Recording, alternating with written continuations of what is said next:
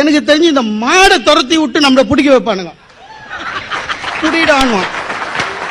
இந்த கிராமத்துல கொஞ்ச நாள் முன்னால என்ன பண்ணாங்க, பொண்ணு கூடிய மாடை வளர்த்து பிடிக்கிறவனுக்கு தான் கல்யாணம். நல்ல காலம் அது மெட்ராஸ்ல இல்ல. நடுவர்களே, உங்களுக்கும் சேர்த்து தான் சொல்றேன், இல்லன்னா நம்மளுக்கு எப்படி கல்யாணம் ஆகும்? நானும் திருப்பி திருப்பி அந்த 2 பேருக்கும் பதில் சொல்றதுக்கு வந்திருக்கேன். இந்த புடவை எடுக்கிறத பத்தி ரொம்ப பேசிட்டோம். இன்னும் இவங்க சரியா டி நகர் பக்கம் போல. இப்பெல்லாம் படிக்கட்டுல உட்கார வைக்கிறது இல்ல. அவன் அதுக்குன்னே கடை வச்சிருக்கான். கூட போனா போகும்போதே சார் மனைவிக்கு மல்லிப்பூ துண்டு ஒண்ணு கொடுக்குறான். எனக்கு ஒரு தொன்னையில அல்வா வச்சு சின்ன ஸ்பூன் வச்சு சாப்பிட்டு போசாரு. நான் கேட்டேன், அல்வா கொடுக்க நேத்து என்ன கொடுத்தீங்கன்னு கேட்டா, சுண்டல் கொடுத்தேன். உள்ள போனா புடவை எடுக்கிறத தவிர மீதியும் இருக்கு. ஒரு பக்கம் போனா இன்னும் சர்க்கஸ் தான் சார் உள்ள காமிக்கல. குதிரை ஏற்றம், கிராமப்புற சூழ்நிலை, மருதாணி வச்சு விடுறாங்க, ரங்கராட்டனம் விடுறாங்க, புடவை கடை உள்ள. நம்ம அப்படியே வேடிக்கை பார்க்கும் போது இவங்க புடவை எல்லாம் எடுத்துருவாங்க. இந்த கடையை இதுக்கே ஐஎஸ்ஓ வாங்கியிருக்காங்க. நாம முடிச்சிட்டு வந்தா கவுண்டர் கிட்ட பணத்தை நம்மள கொடுக்கணும். கொடுக்கும் பொழுது பேக் பண்ற பையன் நம்மள பரிதாபமா பார்த்து, அம்மா சார் பொண்ணு எடுக்கலையேன்றான். நமக்கு ரெக்கமெண்டேஷன் எங்க இருந்து வருது பாருங்க.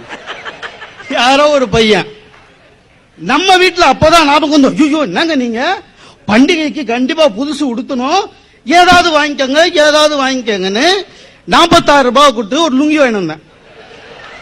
நான் தீபாவளிக்கு துணி எடுக்க போய் ரம்ஜானுக்கு துணியா ஒரு லுங்கி வாங்கி வந்தேன்.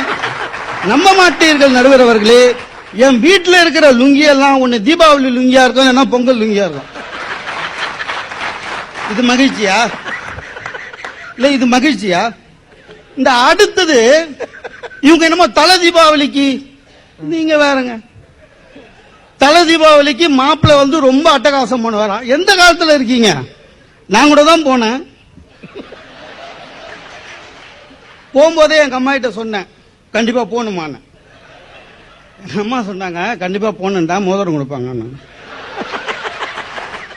எதுக்கு இல்லைனாலும் அதுக்கு போனாங்க.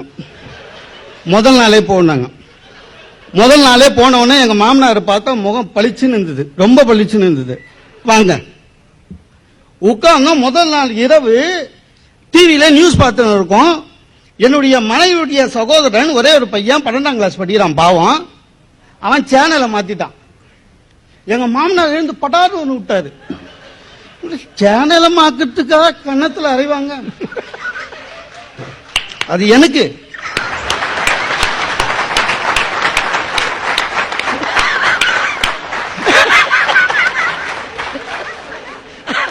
அதுக்கு வசனம் ஒண்ணு சொல்றாரு, எனக்குன்னு வந்து வாட்சிங்களடானாரு.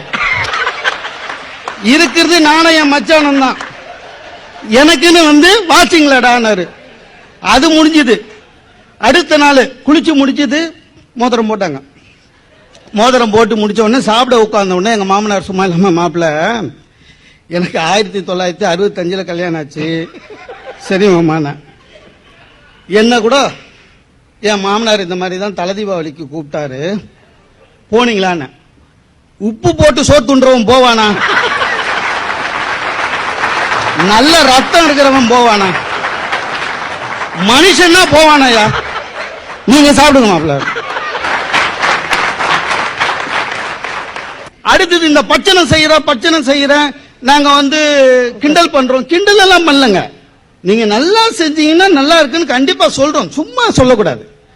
தெரிஞ்ச பட்சணத்தை பண்ண மாட்டாங்க. இவங்களுக்கு வர பிரச்சனை, நம்ம வீட்டுல இன்னும் கேசரியா சரியா பண்ண வராது. தீபாவளிக்கு சிவப்பா தட்டுல ஒண்ணு எடுத்துட்டு வந்து கையில கொடுத்து சாப்பிடுங்க. என்னது இதுன்னு அதுக்கு அவ பேர் சொல்றா, மஷ்ரூம் கீ அல்வா. என்ன மஷ்ரூம், என்ன கீ, என்ன அல்வா, சிவப்பா இருக்கே, என்னமா இதுன்னு. இல்ல டிவியில காமிச்சாங்க. இந்த டிவியில சொல்லும் போது பாதி கேட்டு தப்பா எழுதி அதை ப்ரிப்பேர் பண்ணி நம்மள டெஸ்டிங், இந்த எலி மாதிரி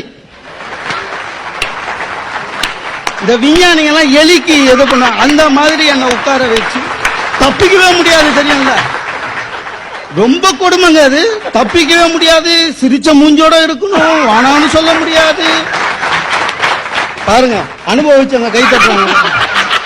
எங்களுடைய அணித்தலைவர் சொன்ன மாதிரி நாம பணம் கொடுக்கிறோம், நிதி உதவி மட்டும்தான் நாம் செய்து கொண்டு இருக்கிறோம். மற்றபடி எந்த மகிழ்ச்சியும் ஆண்களுக்கு இல்லை. இருந்திருந்தால் மகிழ்ச்சி உண்டு. ஆனால் யாருக்கு அதிகமான மகிழ்ச்சி என்று சொன்னால் பண்டிகை காலங்களில் அது எந்த மதமாக இருந்தாலும் சரி, ஆண்களை விட பெண்களுக்குத்தான் மகிழ்ச்சி அதிகம் என்று சொல்லி வாய்ப்புக்கு நன்றி பாராட்டி